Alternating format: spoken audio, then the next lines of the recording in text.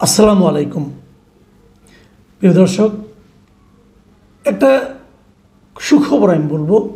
একটা সুখবর হচ্ছে বিএনপির চেয়ারপারসন বেগম খালেদা জিয়া চিকিৎসা শেষে দেশে ফিরে আসছেন। উনি ফিরবেন আগামীকাল মঙ্গলবার। প্রথমে কথা ছিল যে 5 তারিখে ফিরবেন, মানে সোমবার ফিরবেন, কিন্তু এই তারিখটা পরে পরিবর্তন হয়ে মঙ্গলবার হয়েছে। কেন হয়েছে, কেন ডেটটা পরিবর্তন হয়ে গেল, এটা নিয়েও নানা আলোচনা। প্রথমত আলোচনায় আমরা দেখলাম যে যখন বলা হলো যে 5 তারিখে ফিরবেন, মানে 5ই মে ফিরবেন, তখন বলা হচ্ছিল যে একটা বিমানের একটা ফ্লাইটে ফিরবেন, যে ফ্লাইটটা লন্ডন থেকে সিলেটে হয়ে ঢাকায় আসবে। এবং যখন সিলেটে কিছুক্ষণ থাকবে যাত্রী বিরতি, তখন তার সঙ্গে অনেক নেতারা সমবেত হবেন, দু একজন দেখা করলে করতেও পারেন, এরকম একটা কথা ছিল। এবং সেই জন্য সিলেটেরও একটা ধরনের প্রস্তুতি ছিল। পরে আবার জানলাম আর একটা ঘটনা, যে সমস্ত ক্রুরা বিমানের ওই ফ্লাইটে থাকবেন তাদের দুজনকে নাকি আবার পরিবর্তন করা হয়েছে। কেন পরিবর্তন করা হয়েছে সে এক বিচিত্র কারণটা হলো যে এতে নাকি খালেদা জিয়ার নিরাপত্তা বিঘ্নিত হবে। নিরাপত্তা বিঘ্নিত হওয়ার কারণটা কী উল্লেখ করা হলো, দুজন ক্রুর মধ্যে একজন ক্রু ছিলেন, একজন নারী একজন পুরুষ। যিনি নারী ক্রু ছিলেন, তার নামটা ইচ্ছা করে বলছি না, তিনি নাকি শেখ রেহানার ফ্লাইটে নিয়মিত তার সঙ্গে থাকতেন। তার মানে উনি শেখ রেহানার ঘনিষ্ঠ ছিলেন, অতএব সে বাদ।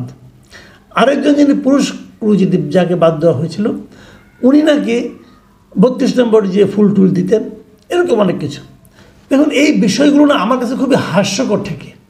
আপনি একটা কথা ভাবুন, বিমানের একটা ফ্লাইটে, একটা কমার্শিয়াল ফ্লাইট যার উপর সারা দুনিয়াতে বিমানের ইমেজ নির্ভর করছে, সেই ফ্লাইটে একজন যদি ভিআইপি লোক আসেন, তার জন্য সর্বোচ্চ আপনি কি দেখবেন? আপনি দেখবেন যে সমস্ত ক্রুরা থাকবেন, যারা বিমান চালাবেন, ক্যাপ্টেন থাকবেন, তারা কতটা যোগ্য এবং কতটা প্রফেশনাল। আমাদের এখানে প্রফেশনালিজম মাপা হয় দলীয় সম্পৃক্ততার মাধ্যমে। ভাবুন তো একবার, ধরা যাক শেখ রেহানার সঙ্গে ওই ভদ্রমহিলা ঘনিষ্ঠ ছিলেন। শেখ রেহানা যখন যেতেন, শেখ রেহানাকে কেবল ওনার সঙ্গে যে ঘনিষ্ঠ তাকেই নিতেন, নাকি সবচেয়ে যোগ্য ক্রুকেই নিতে চাইতেন, যোগ্য ক্রুর সেবা পেতে চাইতেন, কোনটা? এগুলি কিন্তু খুব সহজ প্রশ্ন। কিন্তু আমরা করি কি, আমাদের কিছু দলীয় লোকজন থাকেন, কিছু চামচা থাকেন, তারা এগুলো নিয়ে একটা নাটক করতে পছন্দ করেন। তারা বোঝানোর চেষ্টা করেন যে আমার নেত্রীর জন্য আমি জান দিয়ে দিচ্ছি, আমার নেতার জন্য আমি সব কিছু করে ফেলছি, আমার নেতার নিরাপত্তার জন্য আমি ওই রাস্তা 3 ঘন্টা ফাঁকা রাখছি। এগুলো দিয়ে ওনারা ওনাদের নেতার ঘনিষ্ঠ হওয়ার চেষ্টা করেন এবং নিজেরা ব্যক্তিগতভাবে নানা ফয়দা লোটার চেষ্টা করেন। আমি মনে করি এই সমস্ত ক্ষেত্রে না সেগুলি হয়। যেমন ধরা যাক, একটা উদাহরণ দিয়ে বলি, যেমন ধরা যাক খালেদা জিয়া এবার আসবেন, এলে পর ওনার নিরাপত্তা কী ব্যবস্থা নেওয়া হবে, তার সঙ্গে তার 2 জন পুত্রবধূ আসবেন, তারেক রহমানের স্ত্রী থাকবেন, উনি যে ধানমন্ডিতে ওনার বাবার বাড়িতে উঠবেন, সেখানে কি নিরাপত্তার ব্যবস্থা করা হবে, এরকম নানা কাহিনী কিন্তু আমরা শুনছি। কিন্তু আরাফাত রহমানের স্ত্রীও কিন্তু আসবেন, এবং আরাফাত রহমানের স্ত্রী কিন্তু মানে আগেও বহুবার এসেছেন। যখন হাসিনা গভর্নমেন্ট ছিল তখন উনি মাঝে মাঝে আসতেন তার শাশুড়ির সঙ্গে দেখা করতে। তখন কিন্তু এই সমস্ত নিরাপত্তা নিয়ে আমি কারোর মধ্যে কোনো উদ্বেগ দেখিনি, তার দলের নেতাদের মধ্যে উদ্বেগ দেখিনি। কেন ভাই, তার জীবন কি গুরুত্বপূর্ণ নয়? তো এগুলো কিন্তু ওনারা চান না। যেমন আমি এবার দেখলাম, তারেক রহমান নিজেই বলেছেন যে তার স্ত্রীর নিরাপত্তা নিয়ে যেন কোনো বাড়াবাড়ি না করা হয়। একজন শীর্ষ নেতার পক্ষে এর চেয়ে বেশি আর কী বলা যেতে পারে? উনি সেটাই বলেছেন।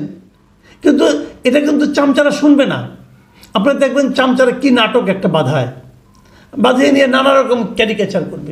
তো এগুলো আমাদের মতো দেশের একটা প্রচলিত ধারায়। আপনি ভাবুন একটা কথা, খালেদা জিয়া গত 15-16 বছরে ওনার নিরাপত্তা ছিল কিছু, ওনাকে জানে মেরে ফেলার কথা ভাবা হচ্ছিল, এরকম অনেকে ভাবছিল। তো সেখানে উনি টিকে থাকেননি। আমি তো মনে করি ওনার শারীরিকভাবে ওনার এত অসুখ বিসুখ হয়েছিল, এত কিছু দেখানো হয়েছিল তখন, মানে তাকে চিকিৎসা, আমি বলবো এক ধরনের চিকিৎসাহীনতা ছিল, তার মধ্যে তিনি টিকে ছিলেন মনের জোরে। এবং মানুষের ভালোবাসায়, মানুষের দোয়ায় টিকেছিলেন। এগুলো মাথায় রাখতে হবে। মানুষের দোয়াটা খুব ইম্পর্টেন্ট ভাই। আপনি যেভাবেই ভাবেন না কেন, মানুষ আপনাকে কী ভাবে, কীভাবে চায়, এটা ভাবুন আগে একবার। ওই পুলিশ আর্মি দিয়ে নিরাপত্তা দেওয়া যায় না। ভাবুন তো আমাদের এই সাবকন্টিনেন্টে, অথবা আমার দেশেই ভাবুন, কোনো নেতার, কোনো জননেতার মৃত্যু কি সাধারণ জনগণের হাতে হয়েছে? হয়নি। বরঞ্চ যাদের উপর আপনি নির্ভর করেছিলেন নিরাপত্তা পাওয়ার জন্য, তাদের হাতেই তাদের মৃত্যু হয়েছে। এখন এটা দেখে কি আবার তাদেরকে সরিয়ে দেবেন? তা না, এটা অন্য হিসাব। এই হিসাবে আপাতত আমি যাচ্ছি না, এটা একটা লম্বা বিতর্ক। কিন্তু আমি যে প্রসঙ্গগুলোতে যাব, যেগুলো খুব জরুরি, সেই জরুরি হলো যে বেগম খালেদা জিয়া দেশে ফিরছেন। আমাদের রাজনীতিতে ওনার এই ফিরে আসাটা কি নতুন কোনো অর্থ বহন করবে? যেমন ধরা যাক, প্রশ্নটা কেন করলাম, উনি তো অসুস্থ ছিলেন, উনি কিন্তু খুবই অসুস্থ ছিলেন, এবং সেই অসুস্থ অবস্থায় এয়ার অ্যাম্বুলেন্সে ওনাকে সেখানে নিয়ে যাওয়া হয়েছিল। এবং এবারও তাকে ওই কাতারের আমিরের বিশেষ অ্যাম্বুলেন্সে আনা হচ্ছে, এয়ার অ্যাম্বুলেন্সে আনা হচ্ছে, এবং সেখানে কাতারের আমিরের চিকিৎসকদের একটা টিমও থাকছে। মানে একজন রাষ্ট্রনেতার যতটা সম্মান এবং গুরুত্ব পাওয়ার কথা অথবা প্রয়োজন, তার সবই কিন্তু বেগম খালেদা জিয়া এবার পাচ্ছেন। যাওয়ার সময় পেয়েছেন, আসার সময় পাচ্ছেন। এটা খুব একটা ইতিবাচক দিক। কিন্তু আমার কথাটা হলো কি, উনি আসবেন যখন, উনি কতটুকু সুস্থ হয়ে আসবেন? যত কিছু আপনি জয় করেন না কেন, বয়সকে আপনি জয় করতে পারবেন না। ওনার বয়সও হয়েছে। আমি দু একজন বিএনপির নেতার সঙ্গে আলোচনা করেছিলাম, বিভিন্ন সময় দেখা হয়, কথা হয়। ওদেরকে আমি জিজ্ঞাসা করেছিলাম যে বিএনপির আগামী নির্বাচনে বিএনপির ফেসটা কি, মানে কাকে সামনে রেখে বিএনপি অগ্রসর হবে নির্বাচনে, মানে বিএনপি নির্বাচনে অংশ নিতে গেলে কে তাদের প্রধানমন্ত্রী হবে বলে তারা জনগণের সামনে উপস্থাপন করবে, কাকে উপস্থাপন করবে। এবং ওই নেতা, উনি একজন গুরুত্বপূর্ণ নেতাই, উনি কিন্তু নির্দ্বিধায় বললেন, কোনো রকম মানে দ্বিধা চিন্তাভাবনা না করেই বললেন, যদি শরীর পারমিট করে তাহলে খালেদা জিয়াই হবে আমাদের সেই মুখ। এটা কিন্তু উনি এমনি এমনি বলেননি। তারেক রহমানের নেতৃত্বের প্রতি ওনার যে আপনার শ্রদ্ধা নেই, আস্থা নেই, তা কিন্তু নয়। উনি জানেন এদেশের জনগণের মনে খালেদা জিয়ার যে অবস্থান, সে অবস্থানটা আনপ্যারালাল। খালেদা জিয়াকে বেইজ্জতি করার জন্য হাসিনা সরকার কী না করেছিল বলুন তো, কী না করেছিল।